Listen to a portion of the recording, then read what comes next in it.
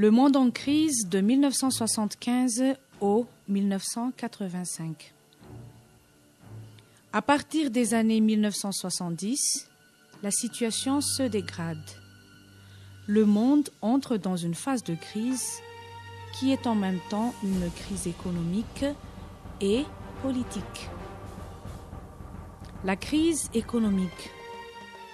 Après une phase de développement mondial de 1947 au 1973, c'est-à-dire 30 années glorieuses, on entre dans une phase de dépression de la crise économique.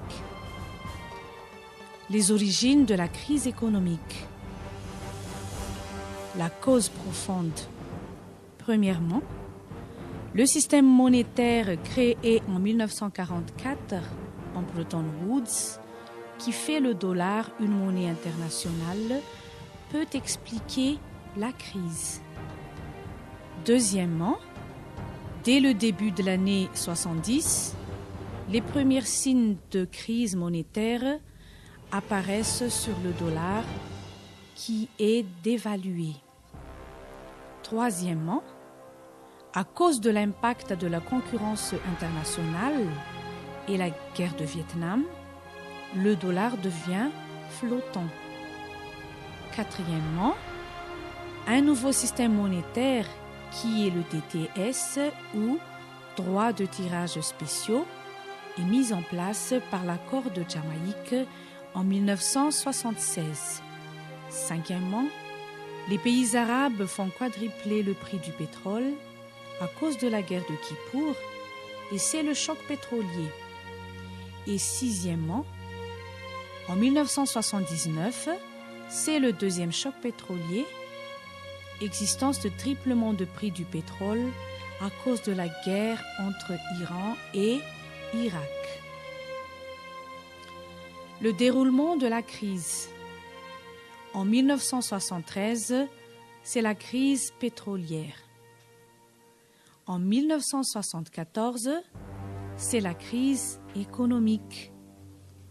Il y a une réduction du pouvoir d'achat du peuple et ralentissement des activités économiques. Il y a aussi des abaissements de la production ou la baisse du PNB. En 1975, c'est la crise sociale. Existence de la fermeture des usines et des licenciements des ouvriers. La montée des chômages, l'endettement des pays du tiers-monde. Et en 1985, la Russie est atteinte par la crise. La crise politique. Le retour de la nouvelle guerre froide ou la guerre fraîche en 1975 au 1985. Le champ de tension se trouve dans les pays du tiers-monde, tels que Angola, le Mozambique, l'Afghanistan, le Cambodge, le Nicaragua et le Guatemala. Il n'y a pas de conflit dangereux, mais affrontements entre pays interposés. Les causes du retour. À partir de 1975, la détente se dégrade à cause du réveil du monde arabe. Le monde arabe est conscient de l'importance de leur pétrole et a déclenché le premier choc pétrolier et qui a entraîné la cause de la crise aux États-Unis. Il y a aussi l'expansionnisme soviétique. Les soviétiques profitent de la situation de faiblesse des États-Unis liée à la crise.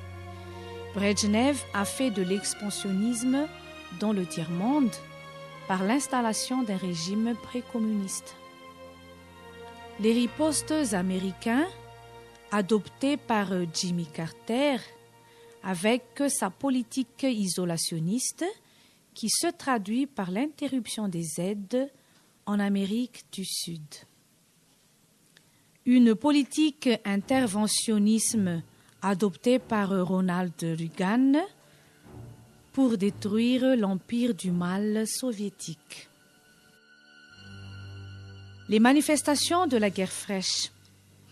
La guerre fraîche s'est manifestée par le non-ratification de SALT II par les États-Unis en 1979, par l'embargo céréalier de l'URSS, par le boycottage des Jeux olympiques de Moscou par les États-Unis en 1980, par les courses aux euromissiles, c'est-à-dire des missiles placés en Europe, par le projet américain sur l'IDS ou l'initiative de défense stratégique connue sous le nom de guerre des étoiles, qui vise à doter l'espace américain d'un bouclier antimissile. Il y a aussi des anciens et nouvelles zones de tension. Des conflits sont localisés 3 zones principales du tiers-monde où on assiste à des affrontements indirects entre Est et Ouest.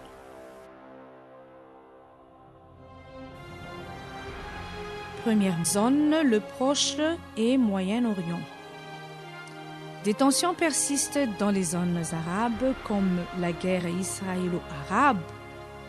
L'Israël est soutenu par les Américains et les Arabes sont soutenus par les Soviétiques.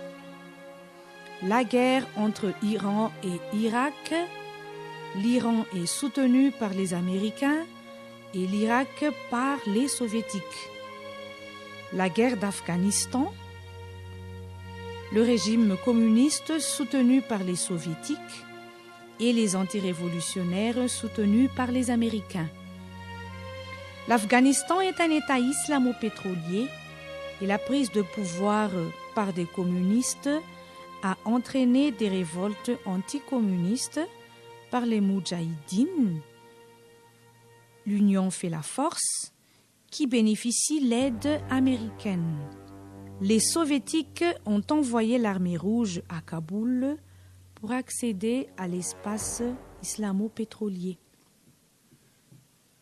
Deuxième zone, c'est l'Afrique.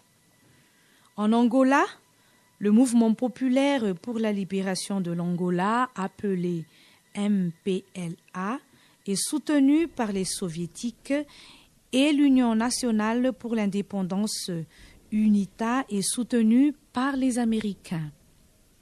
En Mozambique, le Frelimo, pro-communiste, contre Renamo, pro-capitaliste. Troisième zone, c'est l'Amérique centrale.